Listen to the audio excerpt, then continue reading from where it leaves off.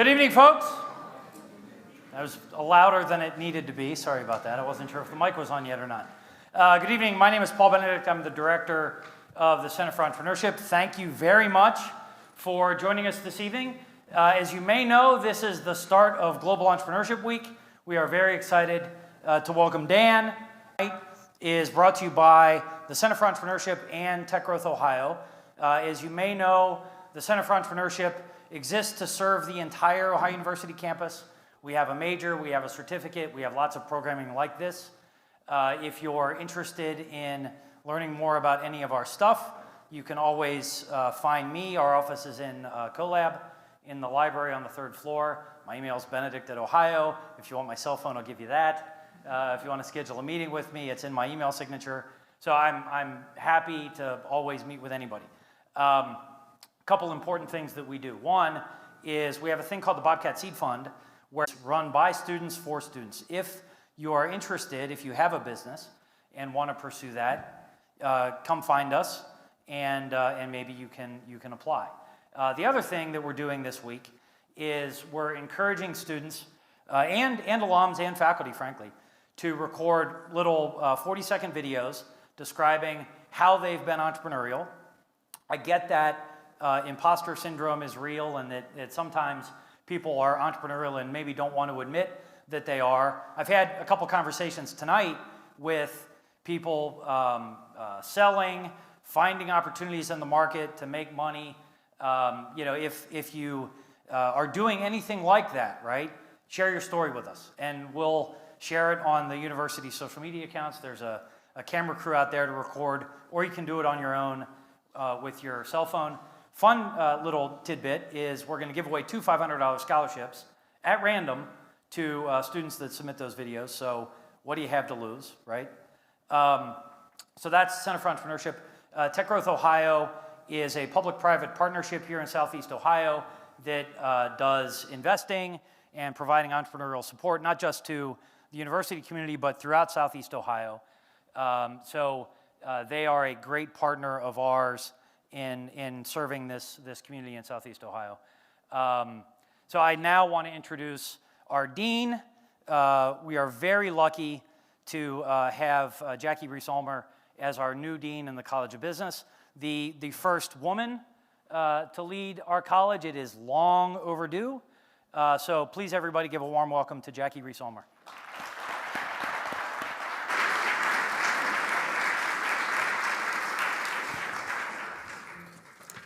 Welcome, everyone, and thank you for spending your evening with us. It's quite an honor. But it is my great pleasure to welcome Dan Snyder back to campus, his alma mater. Go Bobcats. You're supposed to sing the fight song or something at this point. But seriously, Dan grew up in Akron, is a 2003 graduate of Ohio University and the College of Business with degrees in marketing and finance. After graduating, Dan started his career at Wells Fargo.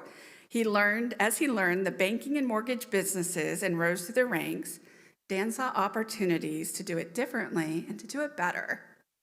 The entrepreneurial bug hit him and bit him. I think I was supposed to say bit, not hit, but either way, he caught it. So in 2014, Dan quit his safe, comfortable job, had twins, hello, I see you over there, and started Lower.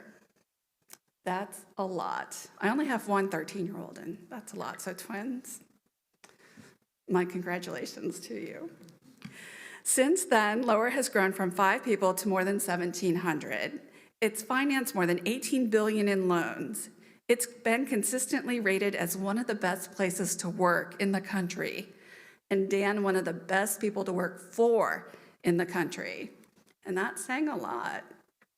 Best of all, no company in the whole world has hired more Bobcats in the last 2 years than Lower, for giving so many Bobcats their professional start and for making it such a positive experience for so many. Dan, we're really, really grateful. Until this year, outside of Athens and Columbus, Lower might have been one of the best kept secrets in America. But that ended when Lower became the name sponsor of the Columbus Crew's beautiful new Lower.com field and raised the largest Series A venture capital round in the history of Ohio, $100 million. That's an accomplishment. On top of all that, Dan finds times to support great organizations like the New Albany Foundation, Nationwide Children's Hospitals Healthy Homes, and to mentor young leaders and future founders through the Young Presidents Organization and Junior Achievement. Everybody, please give a very warm welcome to founder and CEO of Lowercom and Bobcat, Dan Snyder.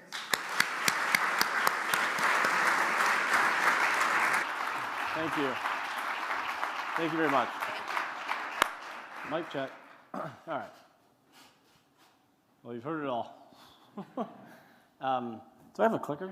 Yes. Okay, good. Well, it's great to be back. Happy Monday. And good job just for getting here. I think this is sometimes the first step in a lot of, college challenge. I learned, maybe hard work later in life. And what my goal to you is here today is to unpack it so that you don't have as hard of a journey as me. But what I'm going to go through is a little bit more of the reality of what being an entrepreneur is and means. And as I go, I'm not a long-winded. I usually end shorter than longer. And if you have questions at the end, I'd love to answer them. And I'll do it as authentically and as transparently as possible, even if it gets me in trouble. But my journey, as you hear it, sounds really cool. But as a 2003 graduate of Ohio University, my journey began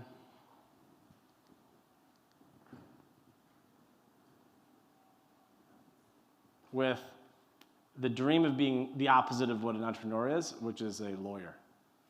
That was my dream. Since 7th grade, when you put it in like when you're literally like my kid's age, and you say, "What do you want to be when you grow up?" It was a lawyer. A bunch of people, my family are lawyers, and all. It just sounded like something that people would respect. No different than saying you're an entrepreneur, which, for the record, no entrepreneur actually says that they're an entrepreneur.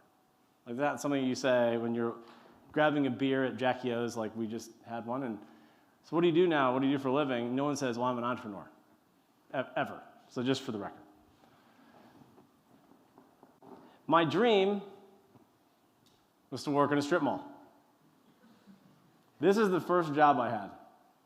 On my way to being a lawyer, I took a verge and realized that I needed to make some money. So I graduated in 2003 with a marketing degree and dreams of being a lawyer, and I start working in finance. Consumer finance, working at Wells Fargo, which I thought when I was getting interviewed did not look like this. I thought it was like, huge sky-rise building, office. Even if I didn't have an office, it'd still have like a cafeteria in there, just like what you see in the movies. And I'll never forget my first day on the job. I pull up, I'm living in like downtown Columbus. I drive up to Westerville, and I pull in, and not only am I amazed that it's a little office in a strip mall, but no one was even there. Like the hours were 10 to 7, and they had told me 8 to 5. So that was my first experience on the job. After going on working at Wells Fargo, while working at Wells Fargo, I started my first company, which happened to be right here in Athens, Ohio. And it was what everyone would have expected me to do. It was to start a tanning salon. I'm like 25% Norwegian. I burn like crazy. And yet, though, I had an employee, so I work at Wells, and while working there, a guy named James Ross, who's a former Bobcat as well, he joins as well. He's at Wells, and he goes, we should start a tanning salon at OU. I'm like, really? That seems crazy. Like, why? He's like, well, there's no great spot. There's always, like, people have to drive off campus. If we can get a great location, that's what we should do. And so, that's what we did, while working full-time jobs. So here I am, business owner Dan, working a full-time job, starting a job of owning my own company. I say that to this audience here because if you're going to go down the path of being an entrepreneur, more than likely, even if you get a generous seed money or grant, there's going to be hardly any money to pay yourself, especially if you're like trying to learn the lessons along the way. So if you can work for a company while you incubate your ideas and then jump off and start something, it's usually a pretty good idea, especially now. Like, you can have like a remote job via Zoom, work for a giant company, they didn't even know what you're doing all day, and then start a company on their dime. It's basically what I did. But it was a humbling experience. What I realized that while having the tanning salon was that it was a pathway to not being a full-time entrepreneur, I would say. Full-time entrepreneur meaning you could like pay your actual bills. So I'm working at Wells, I start this company, I learned how to like set up a payroll system, hourly, how to manage employees, the risks, the fact that you have to pay sales tax, and a whole bunch of lessons along the way in a practical manner. Until I got experienced enough over several years working in finance to realize that my dreams of being a lawyer are gone. I really love developing people, solving problems, and I wanted to build and grow a company. And so in 2014, well, like towards the end of 13 into 14, I left my job. I had saved up some money. I put some money in the bank and then invested it all in the company. Co-founded what is now Lower with a few other folks and a bunch of faith that we could make it through. But it was a pretty scary situation. Like, being an entrepreneur is not like all grandiose. I mean, it's tough, and there's a lot of doubters. Like, there's not a single like business owner that will say that they had unanimous support, especially from their people they trust the most. I mean, most people will be jealous. The minute you say you're going to go start a business, 99% of people will say, well, that's a dumb idea. Guaranteed. So how do you get over that? My number one tip is just to be really certain with yourself and stop worrying about others. And then surround yourself with people that support you and genuinely support you. And you can find those even today when you don't own a business. Like, if you're with a bunch of single friends, and then you stumble upon somebody you like, and you start dating, and then your single friends start hating on you because they're jealous of you, more than likely, those are the same people that'll be jealous of you if you start a business. Or if you get that big, sexy job out of college. We all have these friends. So more than likely, you almost keep it under the radar. It's not that big of a deal. The likelihood of success is far more than less than the likelihood of fail. So the future begins today. We started Lower in a temporary space at Easton up in Columbus. We literally, down to the IKEA tables. That's not, neither of those are me though, putting those together. I was literally drinking a Corona Light, taking all the pictures, so learn how to delegate. Then you gotta learn to sell the dream. So we're up here, this is our conference room. There I am. And these are all many of the same people that are still with me today.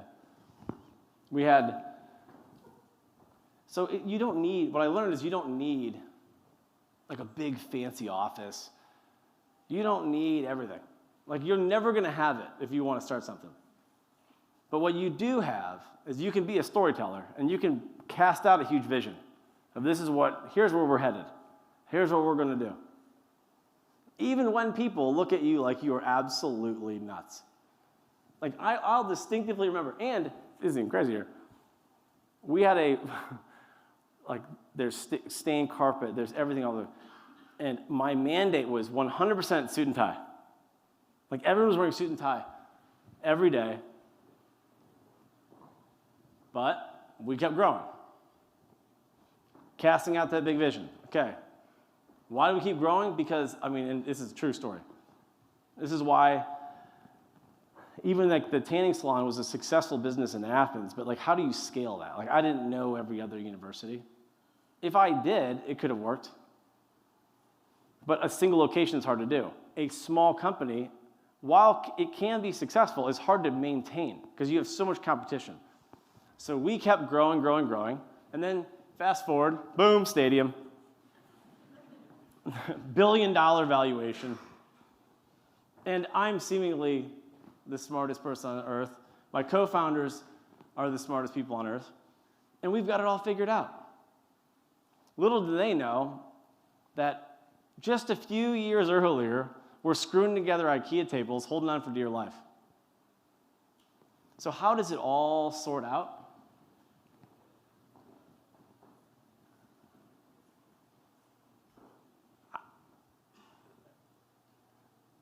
If you want to break records, and if you want to achieve a lot, you just have to have that mindset. You have to have that chip on your shoulder. And that's what I think, honestly, Ohio University, the Center for Entrepreneurship, the business school provides you. Like, you don't have to worry about anything other than grinding, working through school, getting a job. And if you want to start a business, look at the amount of people that are willing to help you. I can promise you that this is not the same at other universities. Now, I've been to others, and I won't name in case I'm on camera, but they talk a big game, but there is no execution at the end. And if you want to be successful in business, not only school, being an entrepreneur, you've got to set the vision, but you've got to be relentless at executing. So before I get to any sort of Q&As, if anyone has questions, and I can promise you, those that ask questions usually get the most out of these things, whether it's this setting or not. So this is no joke. On my wall, in permanent ink, here's a couple tips. I will unpack. People always ask, okay, so how do I be great? What's the key to elite performance? None of this did I create myself, but talent, which everybody in this room has, without an appetite for work is going to be not great. You'll be good, but it doesn't matter if you're in sports or you own a business. It doesn't matter if you're volunteering. Like, you could have great talent as a fundraiser, as a volunteer, but if you don't have an appetite to actually work hard, it's hard to achieve it.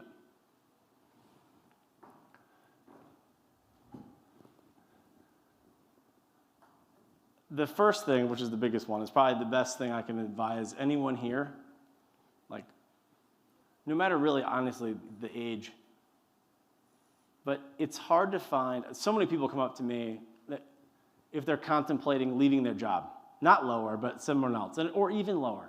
I don't care. We have 2,000 people, we're hiring more. We're hiring 200 a month.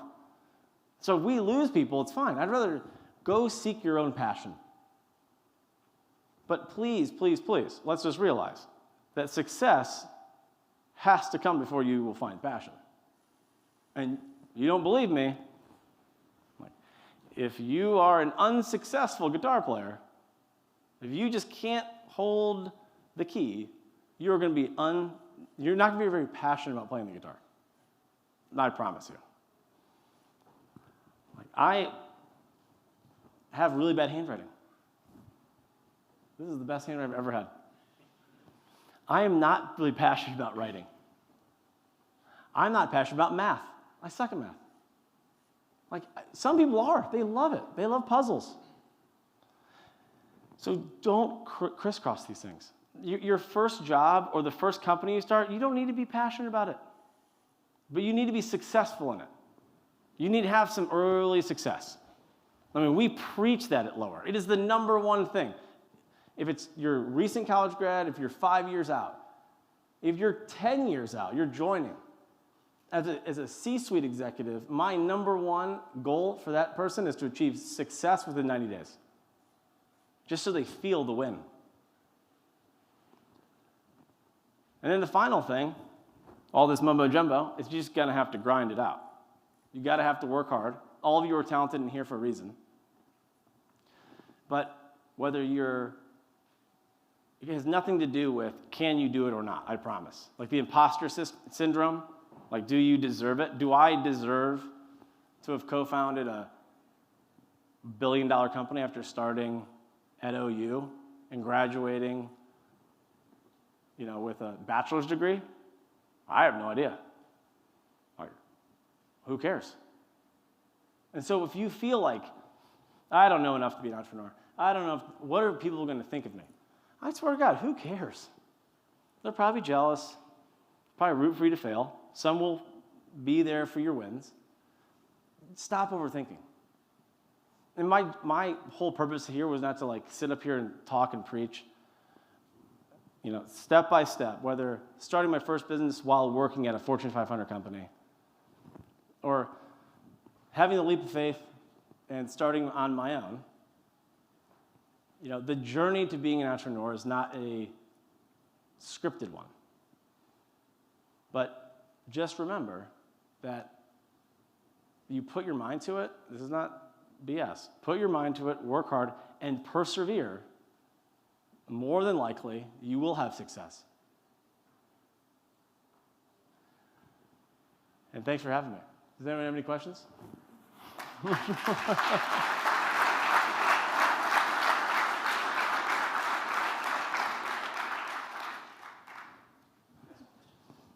Oh, wow. I figure if we get one, we'll be lucky. Thank you. I'm Aziz, by the way. It's nice to meet you. I didn't know you before this, but you sound cool.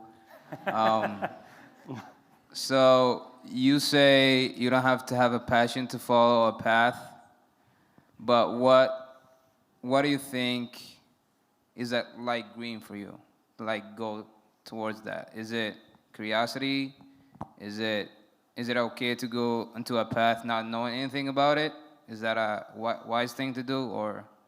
Yeah, it's a great question.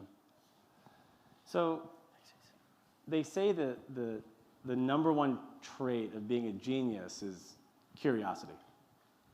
And I think that's what it takes. You've got to be curious, ask curious questions. Stop worrying about what you're passionate about and just do more things until you then find success. Like, I didn't join Wells Fargo in the strip mall because I was like passionate about whatever they did. Like, I had no idea. I started working there. It wasn't the most like glamorous job. I endured, the cold calls and the uncertainty and the lackadaisical management and it was literally like a scene from The Office. Like 7 desks, one like back room with a bathroom. Like, who's passionate about that? But I got an opportunity to lead at an early age because I just did my job every day, and enough people quit, and I got promoted. And what I found is I love developing people. I had no idea. I never when are you going to get the opportunity to develop people? So these new recent college grads would come in, and I found success, and I found these internal wins of getting other people successful, showing them how to do the work. And that led me to then really be passionate about building people. That's why today even we build a big organization. I love building people, building things. I was pretty good at developing people. And then my other thesis was just, it's hard to make an impact with a small company. So if you're thinking about what you're passionate about, just do more things. Sit in on different classes or take new part-time jobs. Hi, my name is Jordan. So my question for you is, Lower has grown incredibly fast over the past few years, so congratulations for that. But how does a leader like you kind of overcome some of the hurdles that come with growing so fast? Not as good as I should. I mean, it's just, honestly, it's a tough thing. The interesting thing, though, is that, and a lot of our I do like town halls or Q&As all the time. And a lot of the questions around how do we manage growth and culture and we're growing so fast. And I think it's interesting, like, we were always growing pretty quickly. And so now it's like we were going from 5 people to 10 people, 10 people to 20 people. And we're not going from 2,000 to 4,000. We're not doubling the personnel. But, so I think that in like perspective, it's not growing like it was. But here's the difference. When it's like you've got 10 people around a wooden table, and literally like people stop thinking about anything other than the mission at hand. Like, let's get to that next phase. Like we were like, okay, let's get this next, like we were a lender, and so we didn't have like FHA loans or something, and we're like, okay, we gotta get FHA loans. Okay, let's get VA loans. Okay. And everyone's just rallying. And once you're a larger, there's a little bit more like tendency to fall into bureaucracy and like your own like departments trying to get more budget from other departments and like higher education almost. Sorry. I've been here all day with listening to people about this. But, so how do you combat it? Really clear vision and just open and honest. Like, so every Friday we do like a Zoom stand-up where I get on, I just say, hey, like speak from the heart like I'm doing here. And if we mess up, we just say, hey, look, we thought this was gonna go right and it didn't. And we're gonna rectify that. And then I think you get a kind of a groundswell of authenticity that people can believe in. Because a lot of times people don't necessarily, like from a leadership perspective, like they'll change things, but they sometimes don't change them back. So I think, and we're never going to get them all right. Hi, my name is Caitlin. I was wondering what was one of your biggest failures and how did you go about that to kind of change your mindset to use it in a positive direction? So the topic of failure, there's a restaurateur in Columbus. His name's Cameron Mitchell. Okay, everyone knows Cameron. So I got a chance to meet with him, and he's got just an incredible like culture and way of thinking about business. And I asked him, what's the difference? Like, how does he think about business? And he said to me, he's like, look, the more you can fail, the better. Just don't die. Avoid the catastrophic failure. And I remember that as like an unlock for me. Because when you think about failing, like there's so many different types. There's failure of a profit and loss. There's failure in embarrassment, looking bad, different degrees of failure. And he was like, look, as a business, if you're running the business, who cares about anything? Like, if you lose money in a month, who cares? Make money the next month. That's not a fail. If you get bad X, Y, or Z, make a bad hire, who cares? Make more failures. Just don't go out of business. So then it becomes a bit more of a like, who cares? Honestly, and I think that as an entrepreneur, if you're starting a business, it's okay to close one down, just like I did. It's okay. You will learn way more with starting it and ending it. I mean, and I didn't even talk about this logistics company I started because it failed before we could even make $100 because we knew nothing about logistics. We just, So fail more. I have a leadership coach named Chet Scott with Built to Lead, and they're awesome.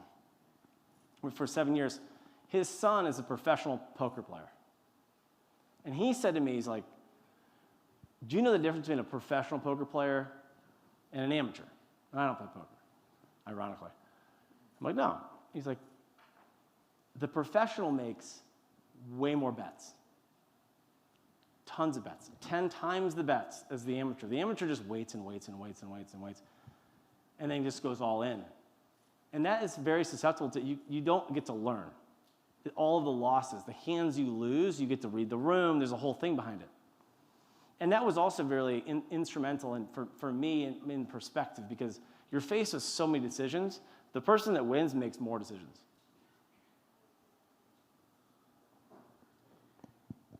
Even, I won't go there. Hey. Hello, my name is Stefan. Sorry. Which one? You guys pick. Okay. Pardon I'm me. not good at decision making. No, I'm just kidding. You go. Hey, Let's go with you. So I have a couple of questions. First of all, hey, my name is Pravinder, and it's really nice to meet you. So I have a couple of questions. The first one is, as you mentioned, like it was Series A, the recent funding you got. So that's one of the first funding you got. So what was your first thought when it came for funding? Because that's something you need to grow, and this is the Series A. So you had a lot of funding before it. Obviously, you grew a lot. So what you thought about funding? Where you thought why you had Series A now? Why not before? So what were your decisions when it comes to funding your startup? So you're talking about the Series A funding, Yeah. and before we never took any money. Wow. We raised a little bit of money through some debt offerings, which is basically like friends and family. We have a pretty stable business. We're going to raise $1 million at 15% interest rate or something. We never took institutional money because realistically, two things were happening. We built the business slow enough, and yet we were doubling, but to fund itself, which is critical. So we're fortunate, though, in our business, our industry, to have at least a higher cash flow transaction, so we were able to do that. Had we not, maybe it's a different story. We got to the point, though, where how are we going to really go and compete with the other fintechs? Better has raised more money than we've ever spent in our lifetime. Billions of dollars. SoFi, who just went public. So the raising of the money was one of the most fascinating things for me, personally. I had never done it. We're a Columbus, Ohio headquarter company, not Silicon Valley. We never took any money. And here I am, out of the movies, pitching VCs.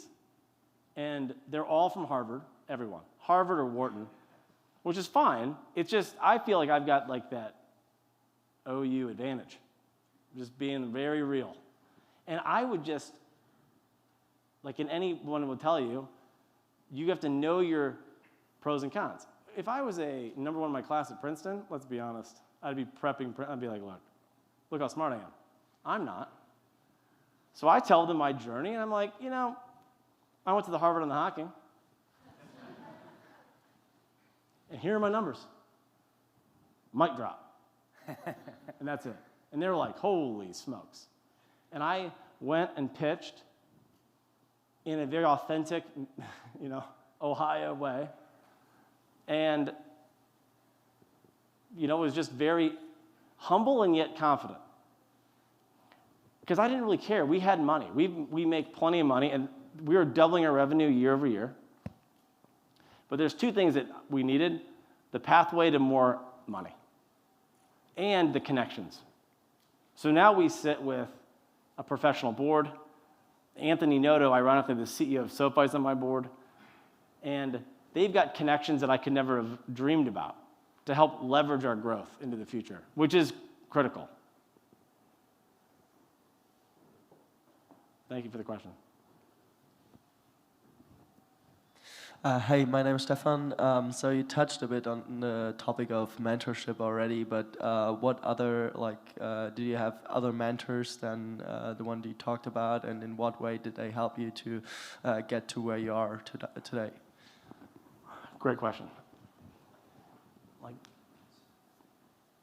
Just the stand, unless you were all forced to be here, just the fact that you're here on a Monday is awesome. Here's the trick. A mentor is like a cheat code. And you can have multiple mentors. And you shouldn't be afraid or ashamed to ask for help. But here's the key. Just be very crisp and concise on what help you need, why you need it, and kind of lay out a plan. Don't just be like, hey, you think you could mentor me? For me personally, I was, I didn't go to any office hours in college. I was not, it's funny how you learn things. Maybe if I had gone to a professor's office hours and then gotten a relationship and then gotten a better grade, I would have seen the reward. Because I would have been more engaged, and that professor would be more engaged in mine. I didn't do that in college. I would highly recommend doing that here. The more engaged you can be here with these folks, the better. They will help you find better jobs, help you with your classes. I mean, that's just a no-brainer. After college, I'm working at Wells. This is no joke. We're cold calling people and trying to sell them financial products. It's just like what you go to college for. And I get a hold of this guy. His name's Roy Cohen. I'll never forget this. He was he had taken out an auto loan with Wells Fargo. He's the head of human resources at Limited Brands. And I was debating on getting my MBA. And so, if I knew, I remember this, if I asked my mom, who's big into academics, hey, Mom, you think I should get my MBA? She'd be like, absolutely you should. You absolutely should. I've just been waiting for you to say this.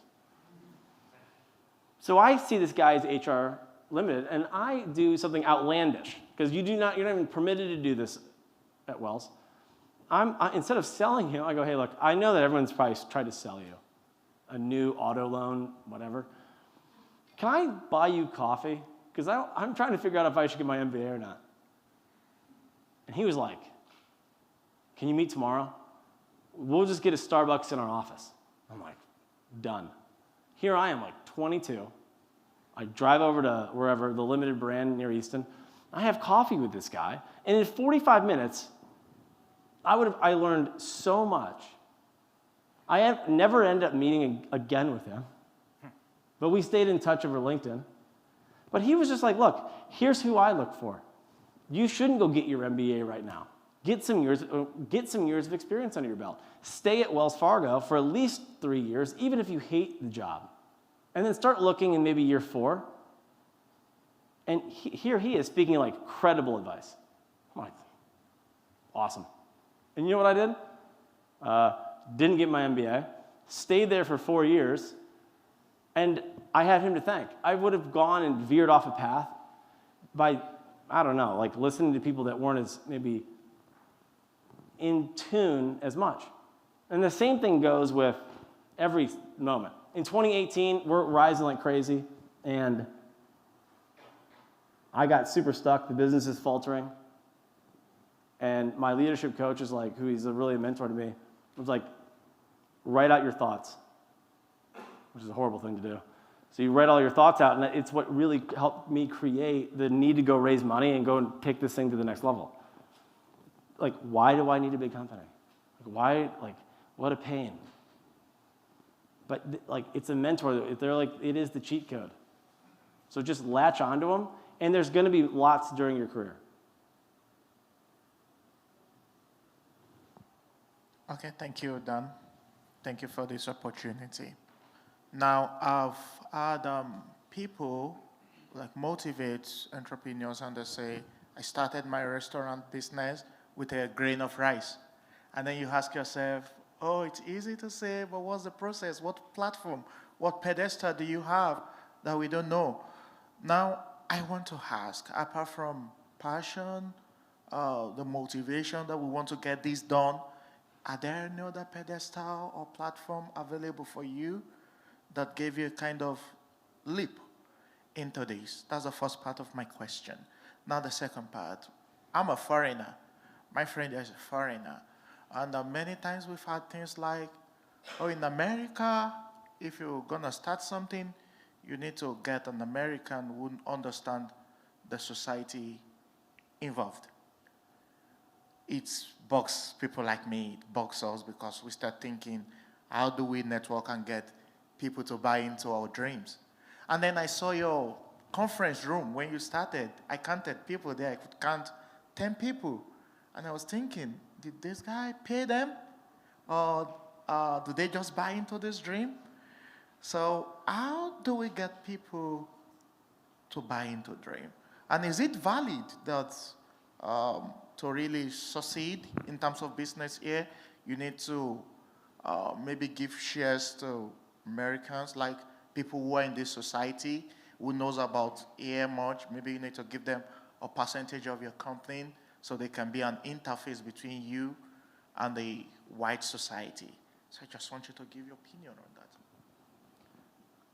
So, how to drive motivation?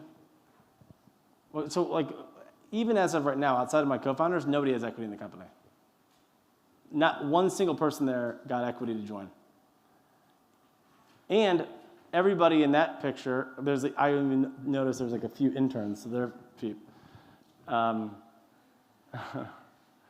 They all took pay cuts. Why? Because if you're starting a company, foreign or not, in fact, foreign I think is even more interesting. Like, like what I always say is like, here's where we're headed, and you can join this now. And if it doesn't work out, so be it. But the opportunity to join is better than the opportunity that you never would get. So in other words, these folks, the job at Chase Bank, if this fails, they can get them tomorrow. The job at Wells Fargo, tomorrow. They're hiring recent college grads, let alone like experienced people. So your traditional job will always be there.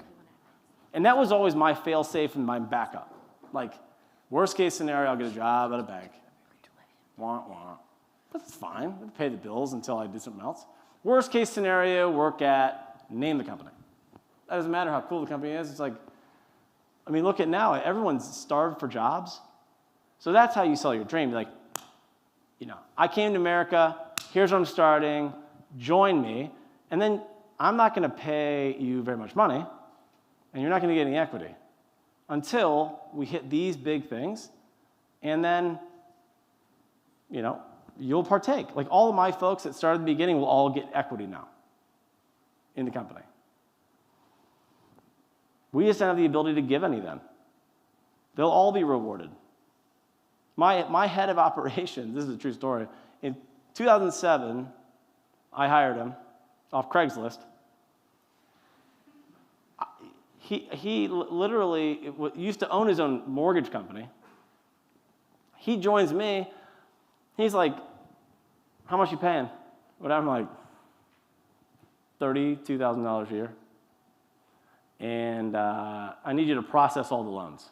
But I need you, dude. And if we hit a home run here, you'll run operations one day.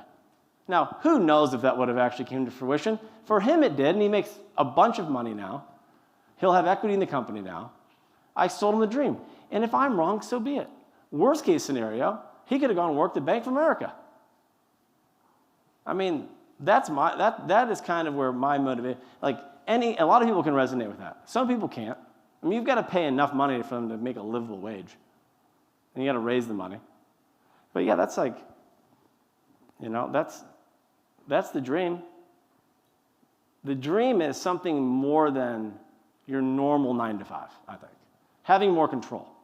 I mean, those people around that table, if they are still here today, they're all have seats at a table much larger. And some left. Not good. Not good.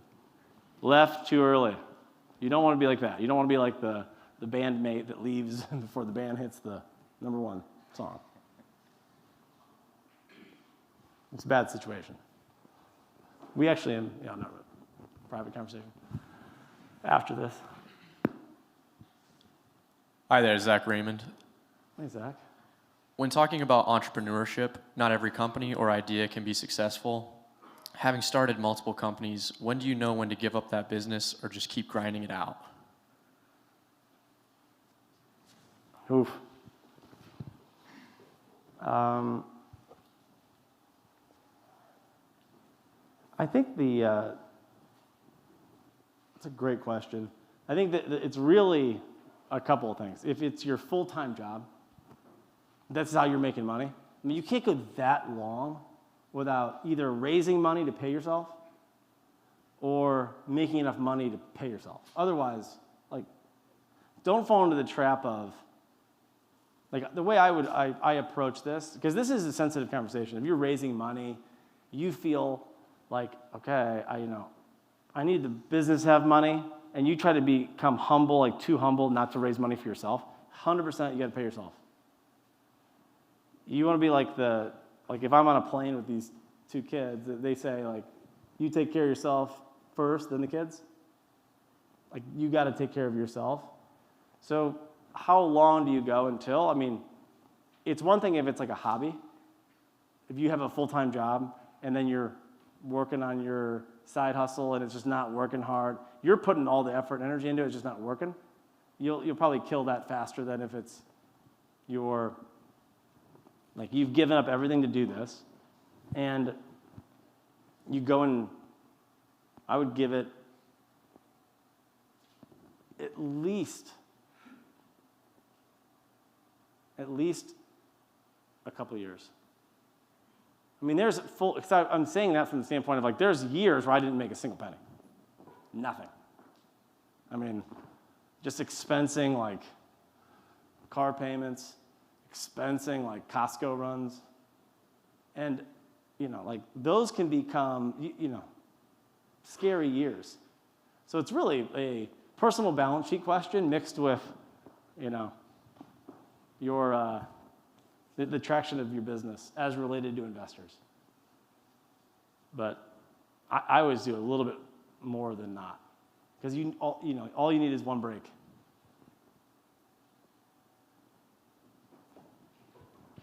Hi, my name is Christina. I think Zach just asked the question, but I was going to ask that, so I appreciate him asking that question. But I hear you talking a lot about failures, and I hear all the time, like, you need to fail to succeed. How do you, like, overcome, like, all the failures? Because you're saying that it's good to succeed, like, or fail more, so you can see, like, where you could see and, like, you can find your passion. But how would you, like, keep that, like, positive motivational mindset after seeing, like, so many failures? Well, we don't want so many failures. I mean, like, I think it's a way of reframing it. Like, so, like, I think it's easier to accept failure if you're, like, prepared for the feedback. So usually what I would do is say, like, preempt it. So I'll go to, like, let's say you put together a paper, or you put together a presentation, and then before they can give you feedback, you say, hey, I'd really love some candid feedback from you. So that they're reviewing it with, like, a positive motivation. You want candid feedback, I promise. More candid feedback, the better. Like, I am not a professional keynote speaker, good Lord. Like, I'm the opposite of that. I stutter, I mumble, I lose my thoughts because I want to talk about so many things. So I'll go back and I'll listen to, like, a podcast, which I hate doing. Hate it. But that is, like, I'm looking at, like, what an idiot. I sound like a moron. How can I get better the next time? And then it's, like, critical. It's almost like self-feedback, getting better. These are little failures. I mean, like, if, like Dr. Rapp of the Sales Center said that he gave critical feedback to somebody, and they, like, teared up. It happens to everybody. Just, the lesson is, amen for him doing that. Like, and it's okay. Next time, just give the feedback. Like, in order to get better, you just have to kind of just be open to it. Otherwise, you'll never get better. Like, and more than likely, we're talking about, like, micro fails. Like, really, that's not, everyone, like, lower your expectation. Lower your own personal expectation. Like, what's the worst case? Like, I do this, no one's gonna, who cares? I mean, move on. Don't let it beat you down.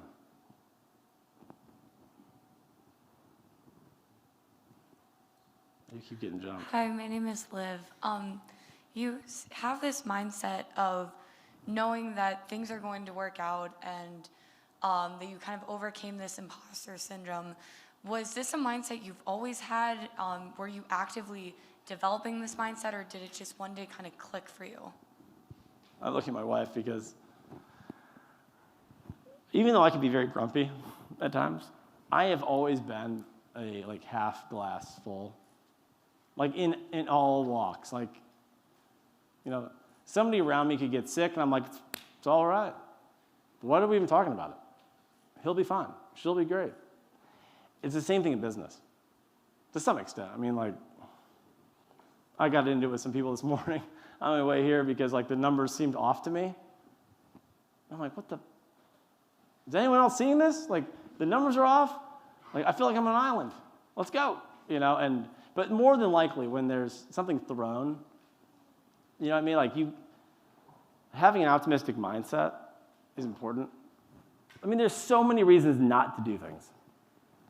I mean, there's so many reasons. And more than likely, like, when I talk to young entrepreneurs, even older entrepreneurs, like, where they're like, I'm thinking about doing this. I'm like, okay, just, you either, this is super annoying to me, but I would say I'm like a passive Star Wars, but you heard that, like, you either do or do not, there is no try. Like, somebody gave me that Yoda thing, and I have it in my office, because it's so true. Like, either just do it or don't do it. Like, and it applies to personal life. You want to get rid of your, like, FOMO? Like, just stop worrying. No one really cares. Just go to the party, don't go to the party. If you don't go to the party, it's fine. Don't not go to the party and then wish you were there, though. Or if you go, be present. Which I do in every walk of life except for some. So that's another thing. A key to an optimistic mindset is just being able to, like, flow with, like, the paradox.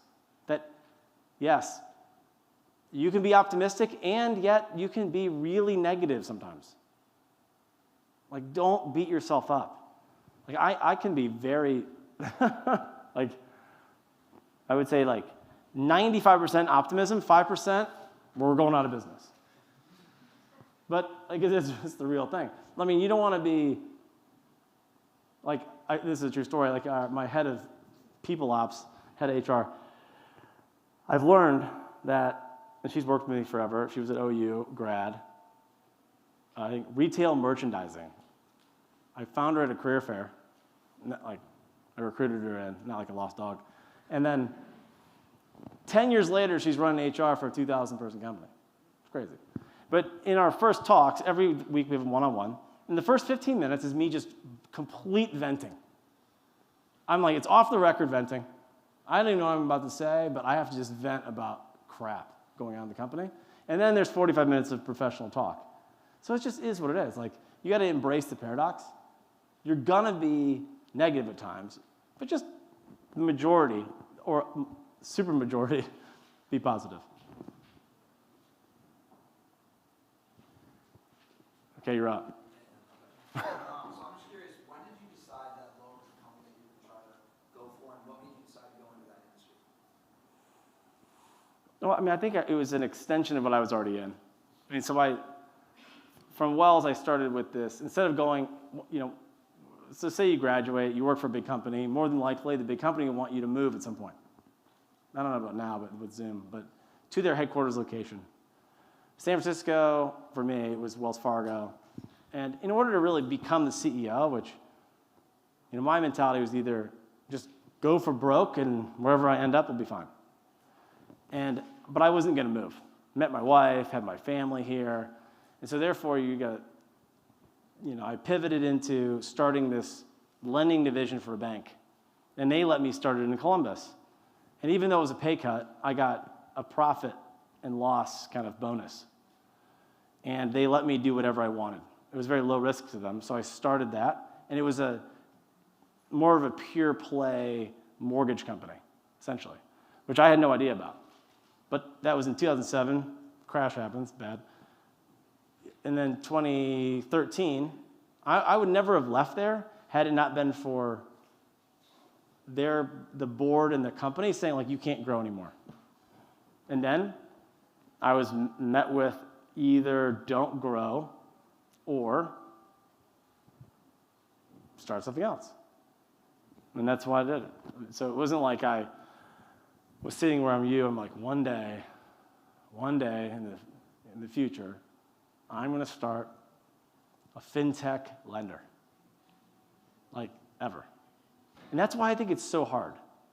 You know, like I invest a little money in entrepreneurs all the time, and a lot of it is cool concepts, but not proven businesses. And I look at those as just flyers, which is cool, but I mean, it's different than, like for example, my VC, they're called Excel Partners, like with an A. And they invest in Spotify and Dropbox and this company called CrowdStrike. And I was out during our vetting process and I was golfing with them. And I'm like, why did you invest in CrowdStrike? Because they were telling me they've invested like $30 million or something. And it was worth like $100 million. I'm like, what's it worth now? They're like, $55 billion. I'm like, wow, okay, that's big. And it's like a cybersecurity play. But they said that the CEO, George, was really the brains behind McAfee, virus protection. So they kind of wagered it was a pretty good bet, that he knew what he was doing. And I think that's important, you know? It's like, and that's why I mean, do what you want to do, but my advice is, you know, get a job, you know, get a job somewhere, learn a trade there, and then, you know, maybe you can do it a better way on your own. And you'll have that tacit knowledge.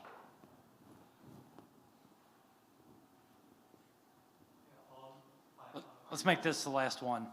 Thanks. No, you're good.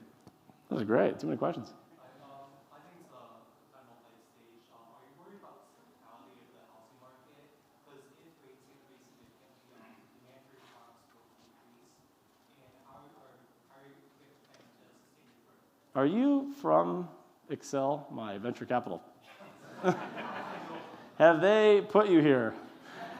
Yeah, I mean, look, we're in the housing industry, and whether it's healthcare, housing, education, I mean, you're going to have macro effects. How did COVID affect you? What's online doing versus offline doing? You know, for us, there's a seasonality to our business, where people really aren't buying houses and, you know, as much around the holidays as they are in the springtime. Got it. I think for you know, all of the noise out there, the number one deterrent and risk in our industry is inventory. Because we had the crash, and then new homes haven't been, the new home starts aren't even where they were back in in the 80s and the 90s and 2000s. They're just gradually coming back. So we're so far behind on creating inventory in housing. And okay, so why did that happen? Well, we had this crash. Then we go into this feeling like millennials aren't going to ever buy houses, which I think grabbed attention. And what the reality is that the age bracket just moved up a bit. Like if you were getting married at 25, now it's 35. Having kids a little bit later, it's fine. But the need for a home doesn't happen until your ability to allow the annoyance of neighbors walking to a parking garage, not having a backyard, becomes too much. Then you move and you join and you buy a house. It's just later than our parents did. And now there's no houses. There's tons of apartments. The apartment rent is in parity with, for a $2,000 rent, you can buy you can get an $800,000 mortgage, which is crazy. So, Inventory is the big thing, more than interest rates or anything. We have a huge backlog of people trying to buy houses across the country. They just can't find houses. You know, I don't think it's going to get fixed anytime soon, but by the time you guys are probably buying houses, it'll probably be fixed. We'll hope. Well, out of time. Folks, let's give Dan a Thank you guys very very big much. round of applause. Thank you. If you guys have any further questions or anything, like my email is dan@lower.com. Reach me there. I'll shoot you straight. If you need an investment and if your business is good, I'll invest. Thanks for having me, though. Thanks so much. Thanks. Thanks for coming.